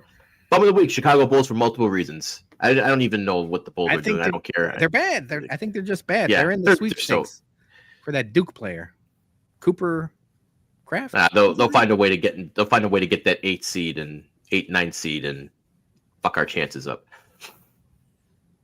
Colonel Bourbon, MVB, Ben Johnson for giving us a little hope. It's like Star Wars Episode 4, A New Hope. A New Hope. Yeah, I like that. Print the shirt, Shay. I will. Bum of the week from Joey P. Freight train crossings. We need more flyover bridges. I agree. Just make the trains go under or over or something. MVB, Matson Steakhouse for 50 years of business on the Southwest Side. Our beloved Texas Toast has crossed the Rainbow Bridge. R.I.P. Matson's. We talked about it on the Bums Happy Hour. If you haven't watched the Bums Happy Hour, it's on our YouTube page. It's our Friday show. We had a lot of fun last week. It was a lot of nonsense, but we talked Matson's for a good amount. Joey P had a story that I clipped. It's on our socials. It made me laugh so hard. The fact that he said that his mom got his purse stolen at Matson's when he was 9 years old, and they still kept going to that restaurant. It was so goddamn funny. Yep. Next up, Mailman Jack, MVB, the Bums for going BJ heavy. We're all about the BJs. Not enough BJs to tell you the truth, Jay. This was a big BJ day, and I don't think we got enough BJs. And Bum of the week, tire deflation in D's cold temps. Yeah, I actually got a tire pump, like a tire inflator, and hooked up air compressor, and that thing definitely came in handy. So yeah, I got one in the garage. I got one at work too. All right, let's get to our stuff now, guys. I'm gonna go first. I had 3, but I co-chaired one with Sydney over there with the Sox start times.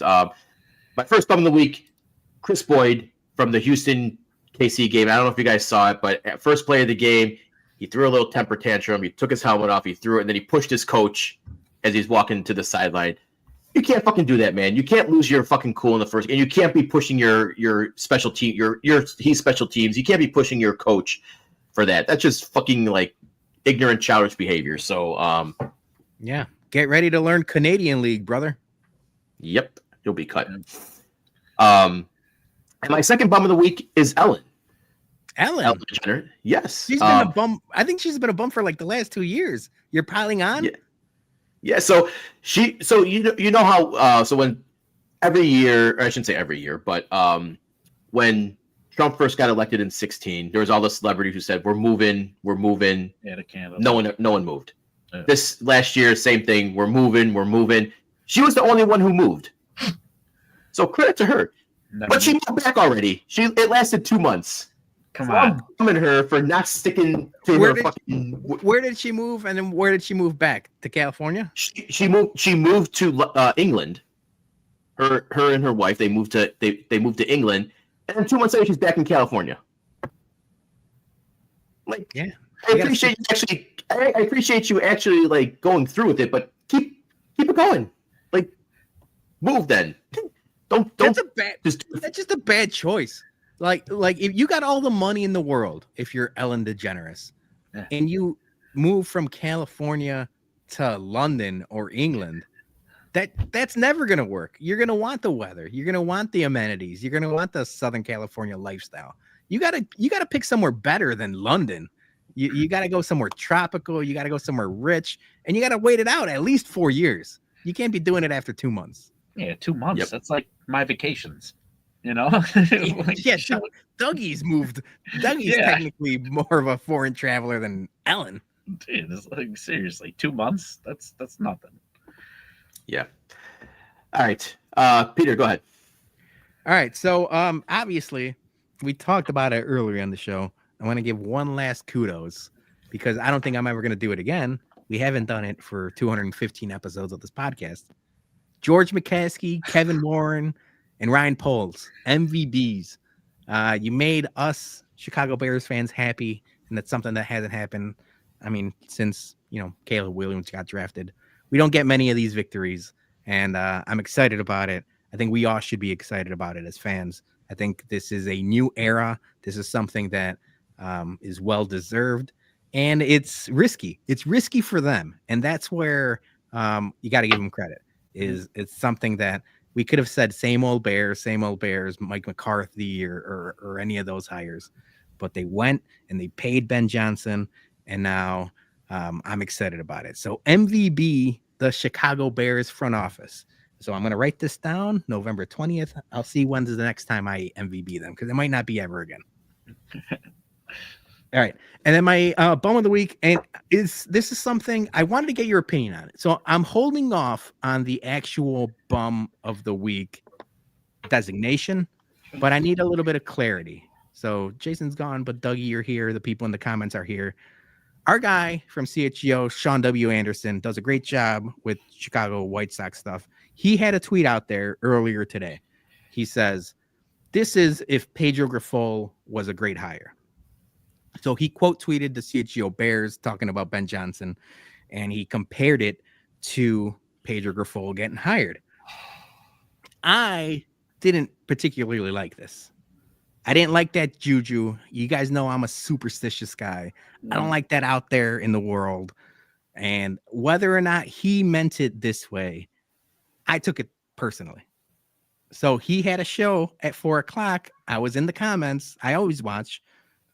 And I commented back. So then this is what his response was. So I want to get your guys' thoughts. Did I take this the wrong way, or did Sean, or did either of us? Wow. Baloney. Sean, I love you, but that tweet comparing Ben Johnson to Pedro Grifol was out of pocket. Please apologize. No. They hired somebody within the division, and Pedro Grifol was not thought of as a manager outside of Rick Hahn and Kenny Williams. And Ben Johnson was like, it was Pedro Grifol, but great. People wanted Ben Johnson. I don't need to clarify. It's not out of pocket. Am I taking this the wrong way? Or is he comparing Pedro Grifol to Ben Johnson? Yeah. I really thought he was going to have something else. But then he just doubled down on it.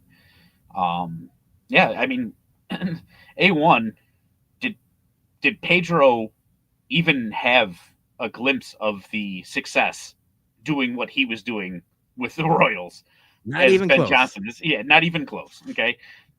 2, Pedro Cafal was coming into a situation of who on his team? Okay. So, like, Ben Johnson's got, he's got a lineup. He just needs improvements, but he's got a lineup. Pedro Cafal was a spot holder. Like, like, this is kind of like, does Sean Anderson know football? That's what I don't want to. So that's where I was holding off judgment. I was like, maybe this was a typo, because this is if Pedro Grifol was hired. I thought maybe this is as if Pedro Grifol was a great hire. Like I could see the similarities in that scenario where he's talking about same division and things like that. But the way I took it, I'm like, this is just bad juju. We're talking about like us being the vibes crew and we're all happy and it's going to be a happy Monday. And then Sean had that out there and I'm like, hold on a second. So am I going to have the bum of the week, Sean Anderson, or not? Chat, you guys decide. A bad take. It's a bad take. I'm sorry, Sean, bum of the week. Yeah, I think you got to bum him. I mean, I'm assuming what he was maybe trying to say was like, this is what the White Sox were trying to do with Pedro Grifol. Yeah, that would make more sense. But it's apples and oranges. It's not even close to the same. Nobody was chasing Pedro Grifol like Ben Johnson. Nobody. All right, it would have been more comparable if he said like this was like Terry Francona was it? Yeah. All right. So Jerry O'Sullivan says bum of the week. I'm sorry, Sean, bum of the week. It sticks. The jury has decided. All right. Dougie, you're up. Yeah. So I'm going to start off quick with my MVBs. My MVB, I have 2. Bob Uecker. Hell yes. Great call, Dougie. Great call. Just an absolute gem.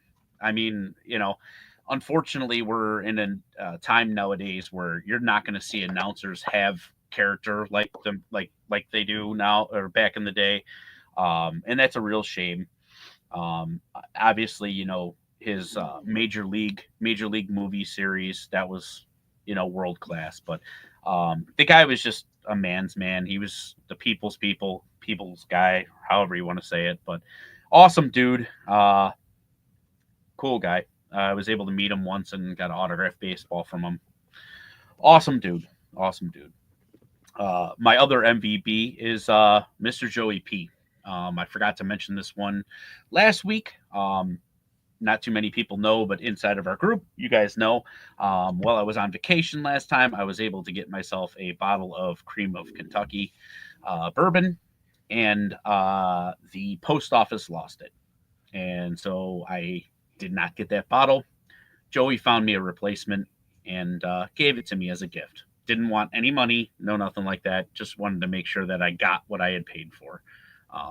So Joey P, you're amazing. Thank you. I guess that's but he's better than me because I saw it too. I said, hey, you want this? It's $70. Yeah, whatever, $90, and you said no, I'm good. Yeah. I have 2 bums this week.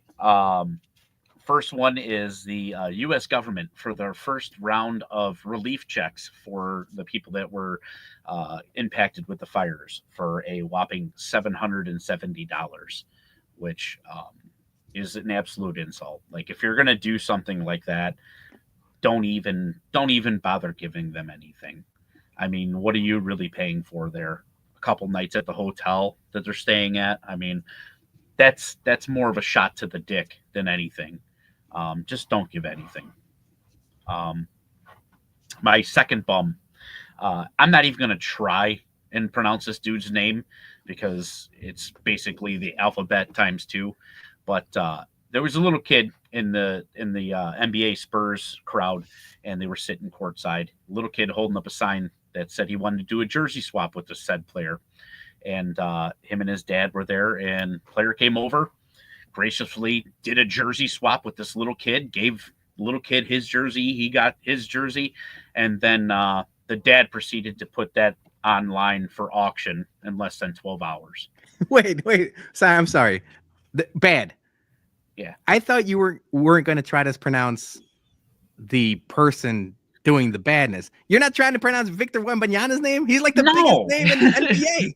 Dude, I don't watch NBA. I just saw the name and I'm like, I ain't trying to embarrass myself here tonight. It was Victor Wembanyama. He signed the autograph, right? Okay. He signed an autograph. He gave him a jersey, his game used jersey. Yeah. So he gave him the game used jersey, and then they took the jersey and threw it on auction. Now, damn, that's bad. Now, like, it wasn't even the sweat wasn't even dry on this jersey yet, and they threw it on auction. The thing that like bothers me the most of it was that A1, this dude used his kid, because his kid didn't want to sell it. His kid wanted to keep it. But A2, it's just you're gonna see like so many more players not do stuff like this. Because they're going to be like, hey, man, we're getting used. People are just trying to make a buck off of us. The players still have to pay for those jerseys when they do the jersey swaps and stuff like that. And I get it. They're making millions of dollars, so it's a drop in the hat to them. But they're going to think twice next time when something like that happens. And I think of my kids, like I would love to see my kids get like a stick or a jersey or a hat or batting gloves or something like that. But now they're going to think twice, like, hey, I don't want to give that to them because all they're going to do is turn around and sell it. I think that they're really ruining the game. Whatever this guy's name was, whoever it was, bum of the week. You're an asshole. No, that's a good call, Dougie. And to tell you the truth, I just thought about this now. We're going to be at Sox Fest Friday and Saturday. A big part of Sox Fest is getting autographs. People are getting mad about the lineups and this and that. I'm not going to ask for any autographs, not because I can't sell them, but because the shipping probably costs more than the actual autograph. So I'm not interested in these bozos autographs either. So credit to me for not asking for autographs this weekend. Thank you. You're good. MVB. All right. So that was our Bears. Happy Ben Johnson Day, everyone. Happy BJ Day. We did. Hope everyone enjoyed. We did it. Hope everyone enjoyed it. We manifested this. That's right. So thanks to everyone who liked, commented, super chatted, subscribed, all that good stuff. And like Peter mentioned, we will be in the house at Sox Fest Friday and Saturday. So if you're going to be around, shoot us a message, come say hi, have some beers. It'll be a good time. Can't wait to see everyone. But with that, guys, have a great week. Bear the fuck down. We'll see you next week. We're doing the claws again because it's fucking Bears, baby. Bye. I don't have an outro. So wait, no, I do have an outro. This is the outro. Yeah. Till we get to the outro. Outro ain't playing. I'm clicking. All right. End the stream.